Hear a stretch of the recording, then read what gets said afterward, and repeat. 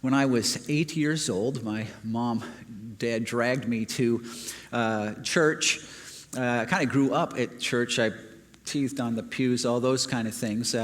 Didn't care for it a whole lot. I think the pastor went way too long preaching, so I'm kind of conscious of that. So I'm kind of getting back at everybody now for what I had to endure. At Awana Club, when I was 8 years old, I was there, and I usually goofed around all the time when I was at Awana. I was just there because I was kind of speedy, and so I enjoyed the games, hated the Bible memory, hated listening to the Bible stories. But one night I was listening, and the gentleman shared something that I probably have heard 1,000 times, because even though I was only 8, I grew up in the church. But as he shared and talked about how there really is a God, and he wants a relationship with you, and he loves you, but you're pretty much a sinner, and he didn't have to do a lot of convincing there. I was a lying, filthy-mouthed, vandal little kid, so I knew. But he said, God can't hang out with sinners because he's holy, but he wants to, and so that's why he sent Jesus to die for you. And so I thought this was the greatest news in the world. So I went home that night and got up on my bunk bed, and I surrendered my life to Christ and said, Lord, I had no clue you were really real or really wanted to know me. And thus began my journey. So that's my story. Now, my father's story, a little bit different. My dad grew up on the other side of the tracks, very much a hillbilly in Tennessee. Think of coon dogs and still in the backyard and junk cars in the front yard. This is getting close. His family didn't have anything to do with God. It wasn't that they were opposed. They just didn't know anything about him. My dad lived his life as if he didn't know anything about him, nor cared to. And then when he was 30 years old, we were going through sort of a crisis, and my dad met a man who said, I thank God for this guy, who said, Bob, we got to deal with this crisis properly. But let me ask you a question. Do you know God's son, Jesus? And if you were to die right now, would God let you into heaven? And my dad said, I don't think so. Started a quest, my dad, for several weeks. Culminated in him realizing that there was a God, it was not him, that Jesus was his son who died for him, and my dad surrendered his life to Christ. I'm guessing that most of us in here have a story along those sort of lines, a spiritual story. Probably you may, if you don't, that's okay. But let me ask you some questions and just kind of demonstrate with a handheld for a second. How many folk in here, your parents are the ones that introduced you to Christ? All right. The parents will tell you you have more power than you know. How many folk in here, you came to understand Christ through a Sunday school teacher, a youth worker, somebody in the church? Anybody? Okay, good.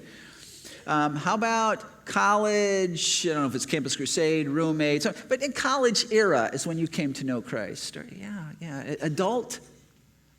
Let me ask you one other question that may overlap with those. When you came to know Christ, was it in the midst of a crisis of sorts? We don't have to elaborate on that, but just things weren't real good, and maybe that's what God used to get your attention, crisis type. You know, I really enjoy listening to other people's stories and hearing what God has done to get them there.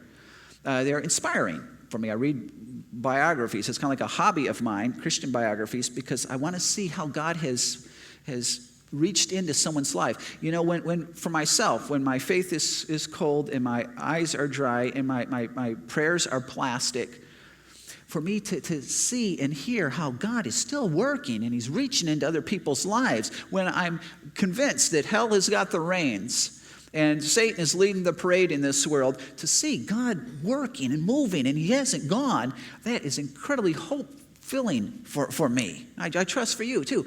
The reason why I say that is because this morning we're coming in our study to Daniel chapter 4, and Daniel chapter 4 is a very unique chapter. I think it's the only chapter in the Old Testament, anyway, that's written by a non-Jew. It's actually written by this pagan king. It's not really a pagan when it's all done. But this guy, it's his story. And his story, this guy made Adolf Hitler look like a Girl Scout. He was just he's the last person you would think this guy's ever coming to know the Lord. And as he tells us his story in Daniel 4, we're going to be looking at it this morning, here's what we want to ask ourselves. why is this text here? I mean, couldn't it just been left out of the Bible? Really, would we be any less off for it? Why is this here? And I think as we look through it, there's at least two reasons that can make a huge impact as we try to live our life in this world. So if you got your Bibles, if you'll turn with me to Daniel chapter 4. Daniel 4. And we're going to start off in verse 4. It says, I, Nebuchadnezzar, was at home in my palace, contented and prosperous. Nebuchadnezzar ruled the Neo-Babylonian Empire, went all the way down from Egypt to midway Iran, 605 to 562 BC. Nebuchadnezzar needed a palace home, and so Babylon was it.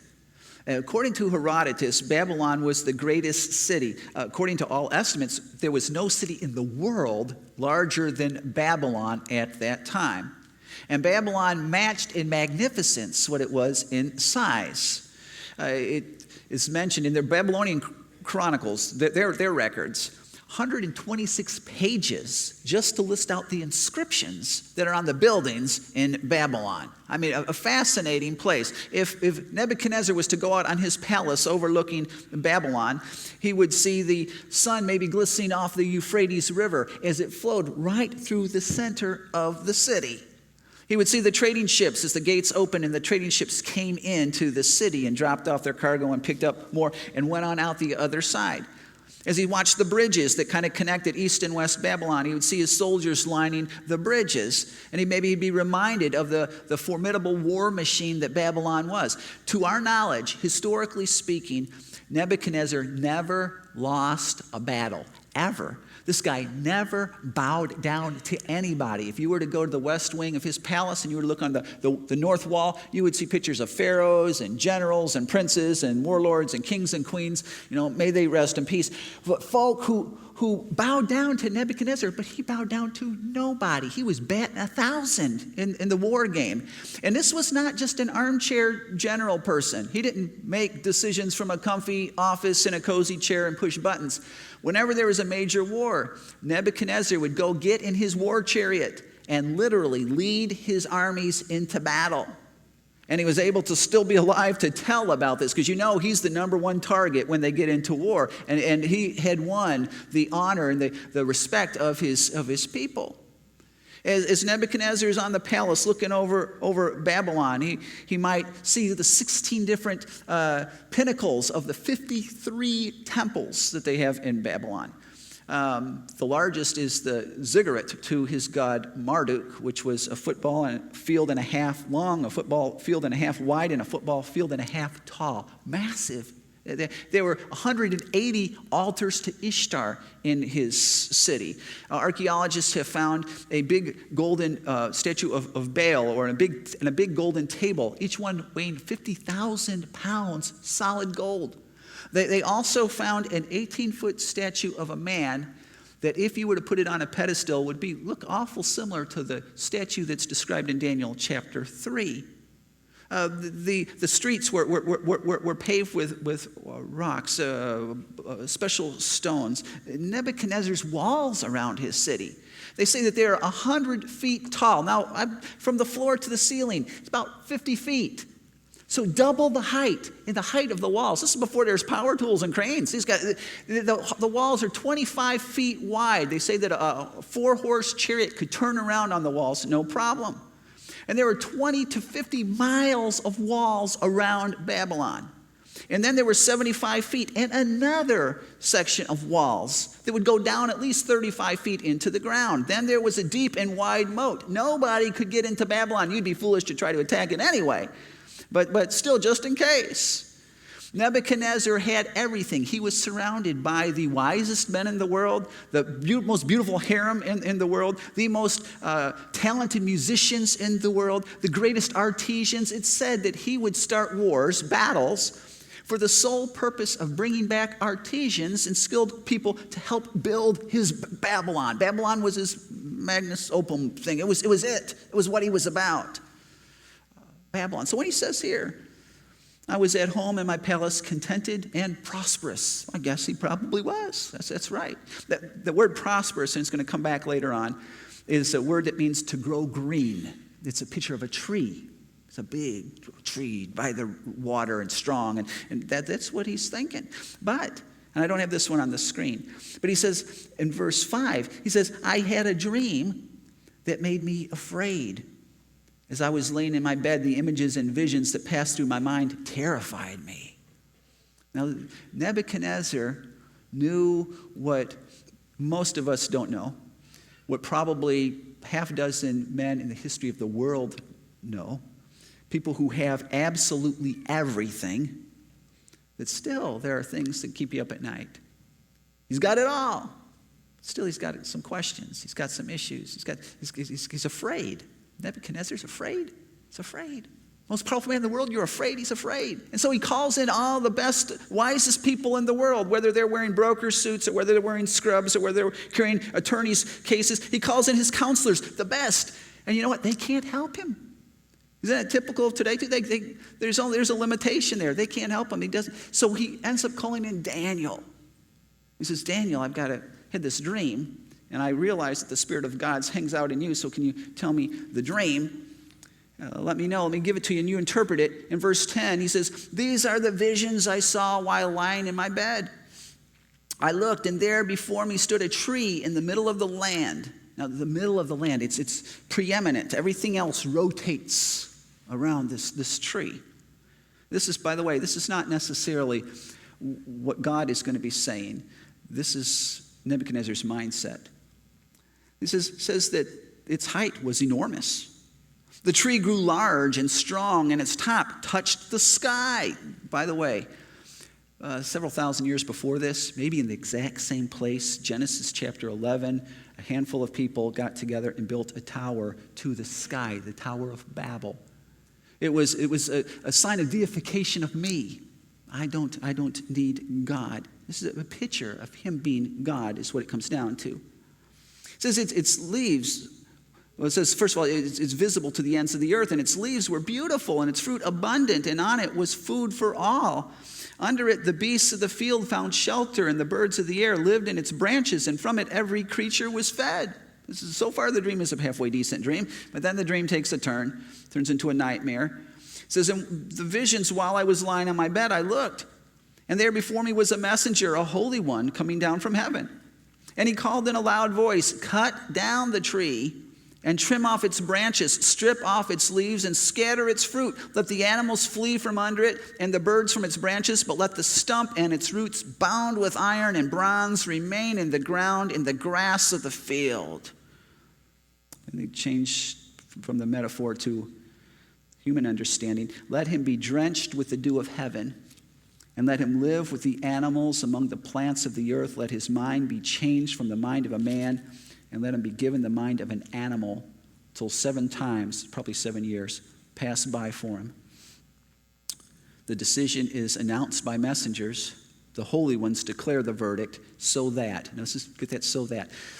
This is a great verse. Actually, this is the key verse of this chapter. You're going to find the reiteration of this verse in verse 25, and then again in verse 32. This is something God really wants Nebuchadnezzar to get. All this dream stuff is happening so that the living may know that the Most High is sovereign over the kingdoms of men and gives them to anyone he wishes and sets over them the lowliest of men. In other words, he's saying, Nebuchadnezzar, this is what God wants you to understand. That you, in your dream, the tree, there is a God, but it's not you. There is a sovereign God over the whole world, even over Babylon. And Nebuchadnezzar, you need to know that God gives it to you. You didn't earn your Babylon. No. You didn't go out and take your Babylon, and it's not something you are entitled to because you got the right bloodline. No. God gave you that. And you need to know that God did not give you Babylon because you're more powerful and you're more cool and you're more royal and you're more whatever else. No. He gives it to the lowliest of men. He gives it to whoever he chooses. That's why you got it. Well, Nebuchadnezzar's not real sure if that's what it is. Nebuchadnezzar has a problem called pride. Pride is, and also definitions on pride. This one helps me the most. Pride is seeing God's gifts as my trophies. You see this? Seeing God's gifts as my trophies. They're gifts that God gave so that we would see his faithfulness and his love, so that he gave us these gifts so that we would praise him. But how do I see them? I see them as trophies. They're exhibits of my perseverance and my abilities and my success and my wisdom and my talent. See, that's what they really are. That's pride. Now, pride is got a terrible heritage. It starts in Ezekiel 28, perhaps before the beginning of time. He's talking about Satan here. He says, "You were the seal of perfection, full of wisdom and perfect in beauty. You were in Eden, the garden of God.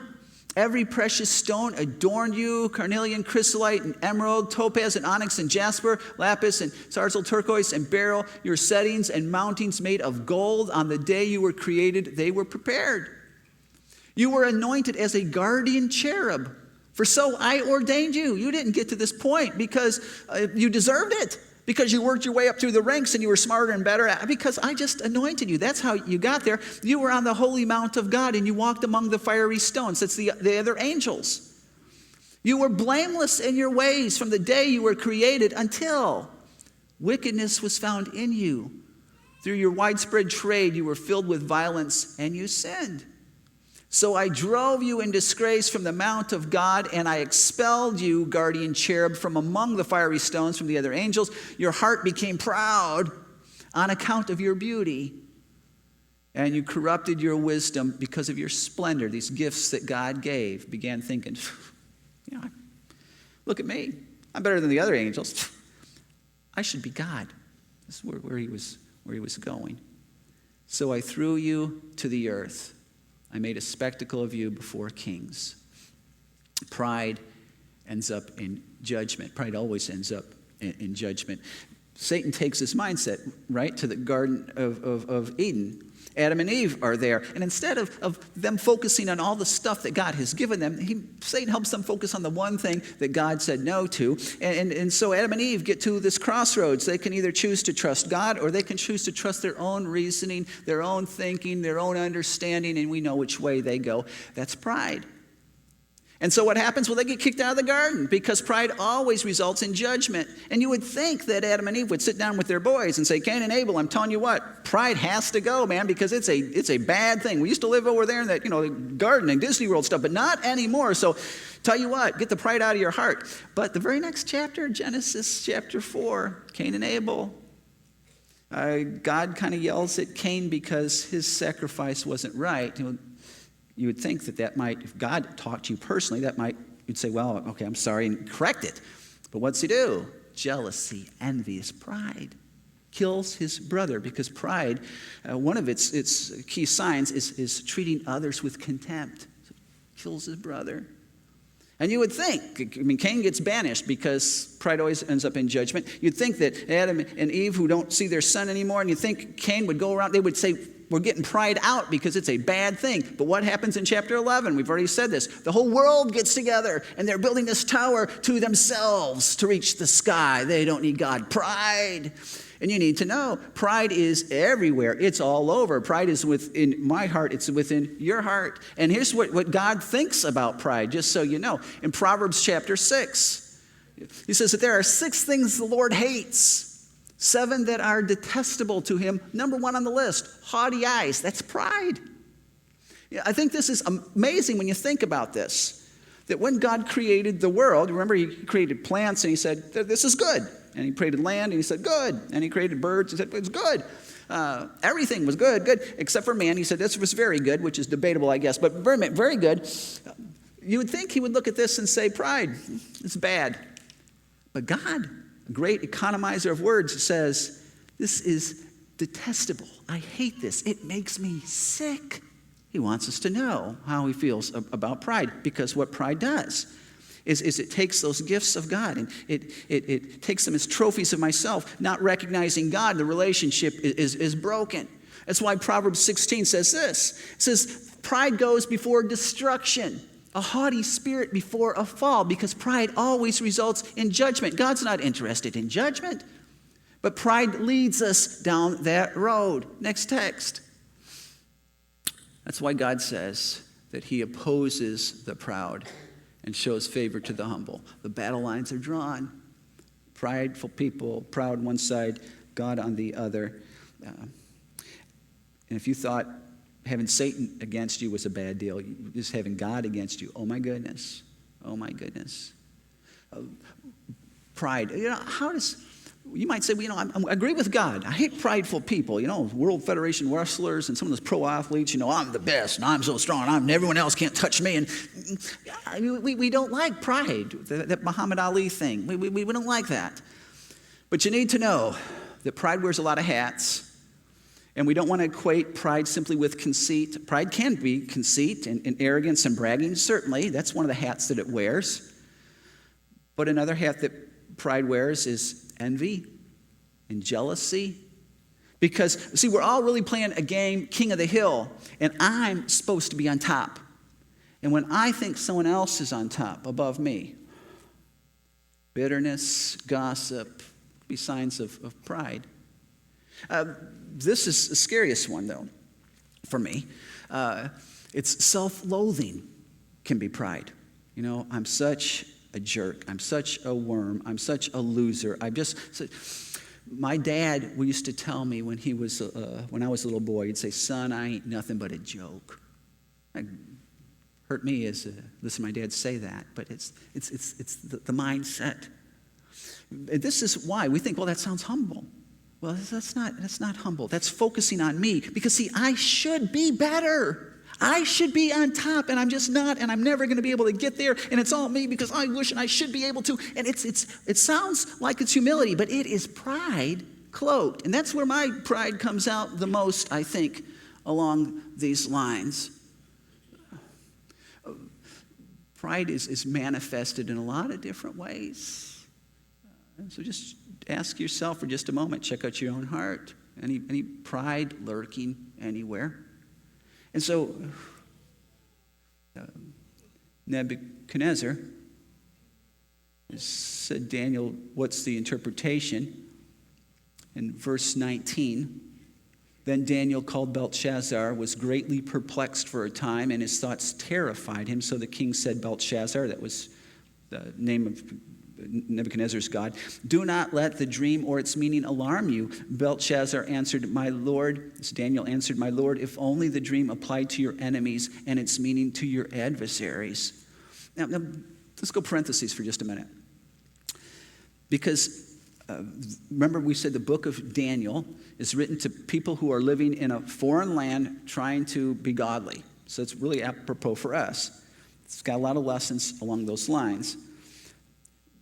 Here, Nebuchadnezzar was not a patron saint. Nebuchadnezzar his atrocities are well documented by himself, by the people that he had conquered.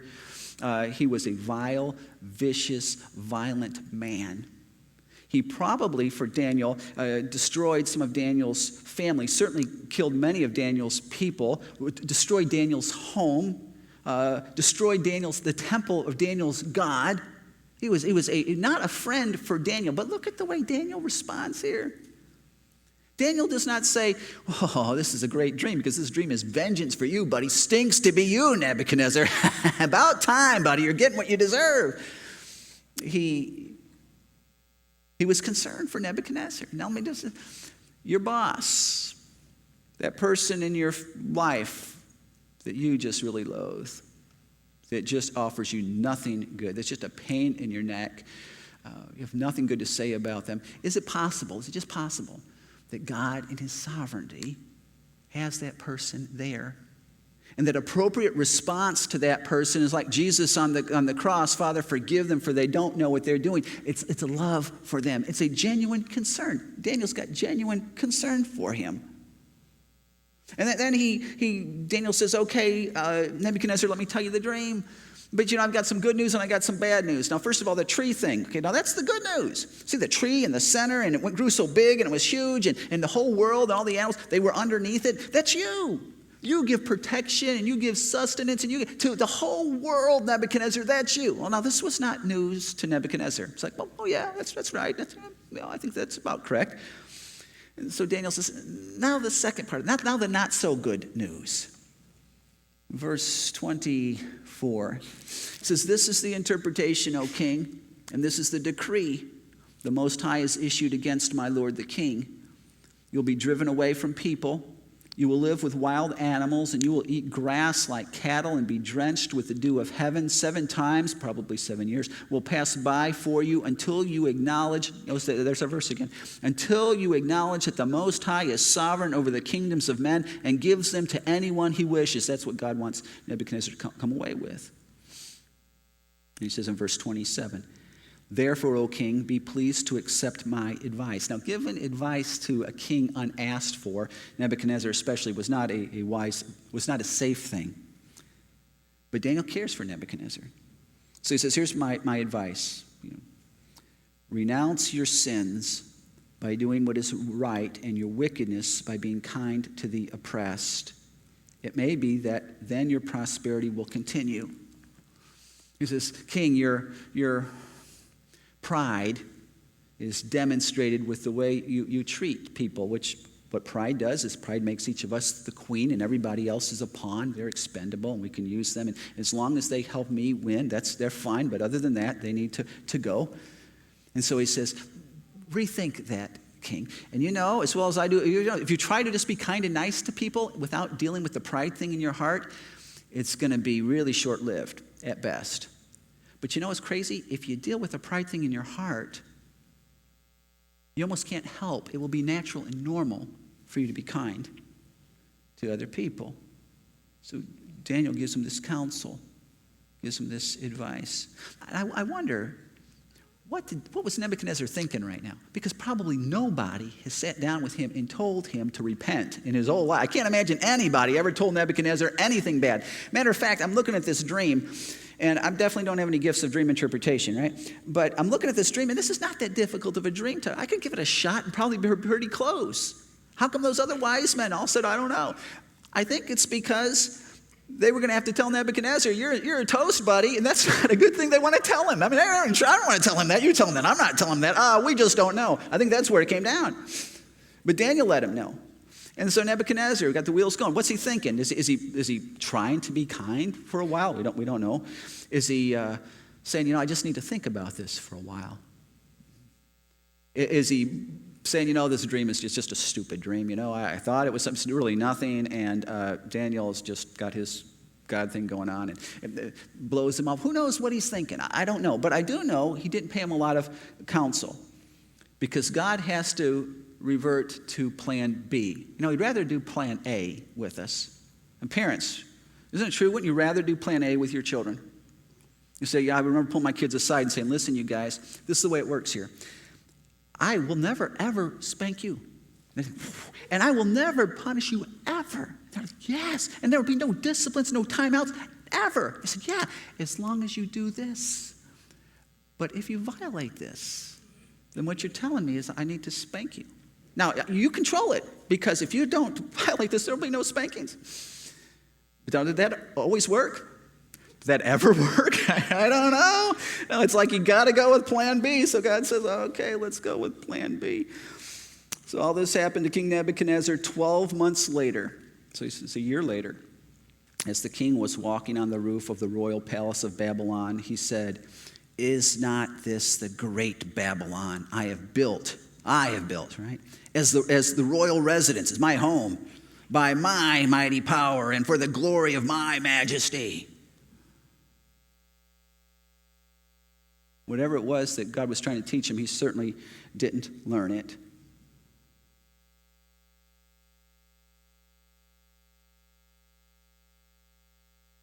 The words were still on his lips when a voice came from heaven. No 12-month delay this time.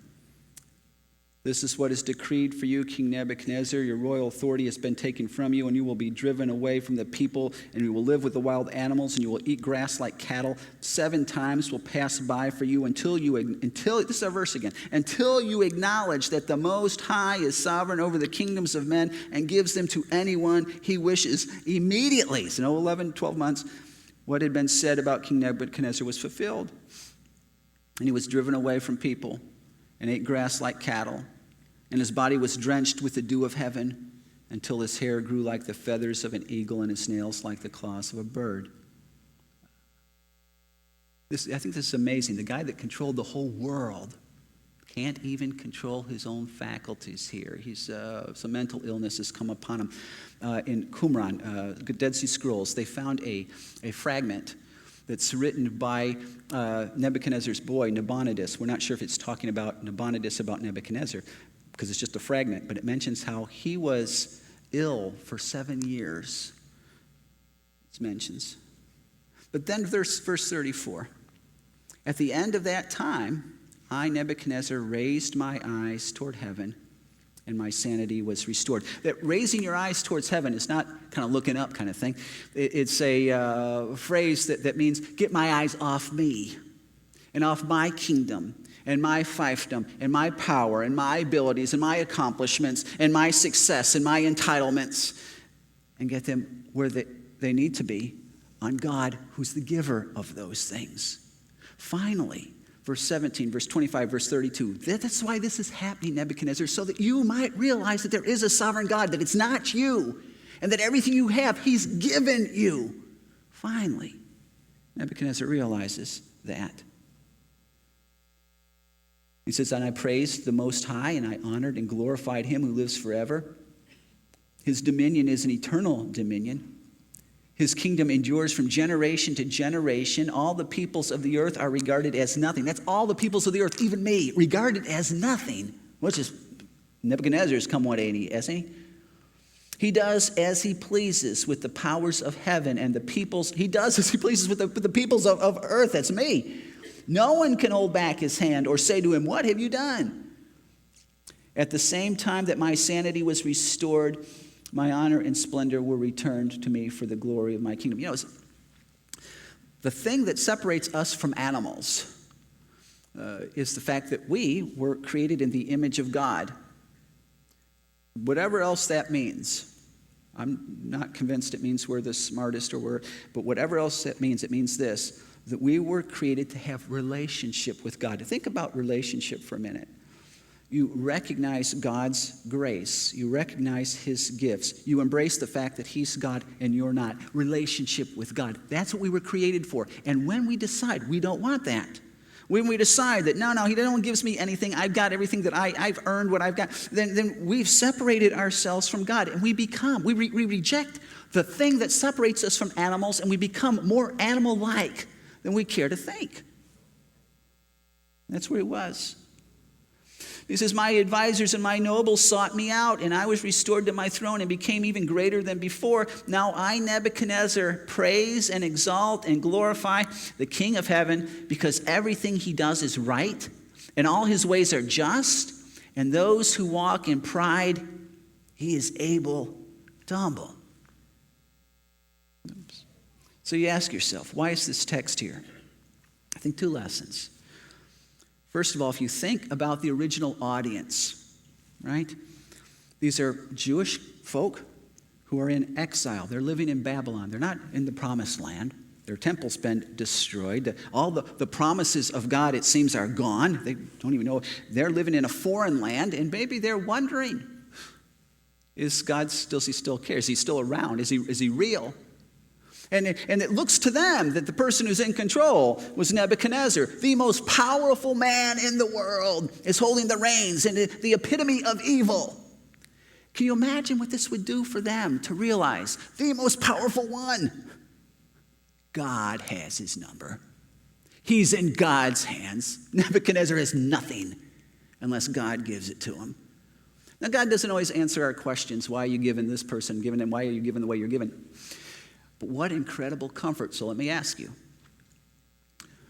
what are you afraid of today? when you look at the headlines, when you look at your life, health reports or ISIS or Supreme Courts, or what makes you a little nervous? What do you think? Who do you think is holding the reins to the universe, to your future? And by golly, it's scary. The lesson from Daniel 4 is there is a God. And he doesn't live in Washington, D.C. There is a God, and he's not hanging out in the Middle East right now. There is a God sovereign over the world, the whole world. Erie, Pennsylvania, the whole world, your life, mine. And he does as he pleases. We can trust him. What a comfort. What a comfort in this world. But the text also serves as a warning, I believe. Because it's awful easy, isn't it, to get into the Nebuchadnezzar syndrome, to fall prey to what Nebuchadnezzar fell prey to. Deuteronomy 8, fascinating text. He says, be careful that you do not forget the Lord your God. The Israelites were getting ready to go into a new land, right? They're getting ready to go into the promised land. But he says, be careful that you don't forget God, failing to observe his commands, his laws, and his decrees that I'm giving you this day. Otherwise, when you eat and are satisfied, when you build fine houses and settle down, and when your herds and flocks grow large, and your silver and your gold increase, and all you have is multiplied, then your heart will become proud, and you'll forget the Lord your God who brought you out of Egypt, out of the land of slavery, who led you through this vast and dreadful wilderness, that thirsty and waterless land with its venomous snakes and scorpions, who brought you water out of a hard rock. He gave you manna to eat in the wilderness, something your ancestors had never known, to humble you. It's not to make you feel bad about yourself. Remember, humility is to recognize that all these things came from God. There's no way we could have came up with water here in the desert. There's no way we could have come up with bread in the desert. All of these things are gifts from God. That's why he did this. So you'd recognize that he's the giver of gifts. You may say to yourself, he knows us. My power and my strength of my hands have produced this wealth for me. You know, this is my mighty Babylon that I have built with my mighty powers. My residence is for me. He says, I know you're going to think this. But remember, the Lord your God, it's he who gives you the ability to produce wealth. When you think about your life, really, how much control do you have? Did you control where you were born and when you were born? If you were born 12th century Tibet, I think it's fairly safe to say you wouldn't be here today, right? Natural abilities, your mind, your mobility. And if you think about your life, I think if we're honest, we know we have to work hard, but we know it's a lot of times it's being in the right place at the wrong time, it's catching a break, it's meeting that one person, it's knowing somebody, and it helps us get to where we are. And if we think about it, we can think of people smarter than us who were very sharp with their money and everything else, but life just crashed for them. That's why 1 Corinthians 4, verse 7, he says this. He says, what do you have that you did not receive? And if you did receive it, why do you boast as though you did not? Now, here's part of the problem. Many of y'all, myself, maybe all of us, have been told in life that you're useless unless you produce Babylon. You're worthless. It's my dad's thing. Son, I ain't nothing but a joke.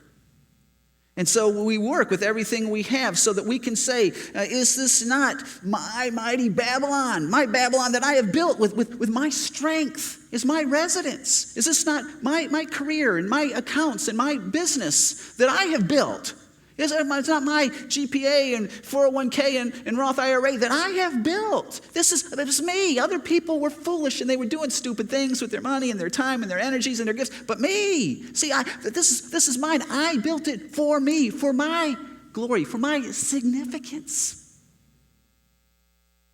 And you buy that. It says that this is why I'm worth something. And so we're on this quest.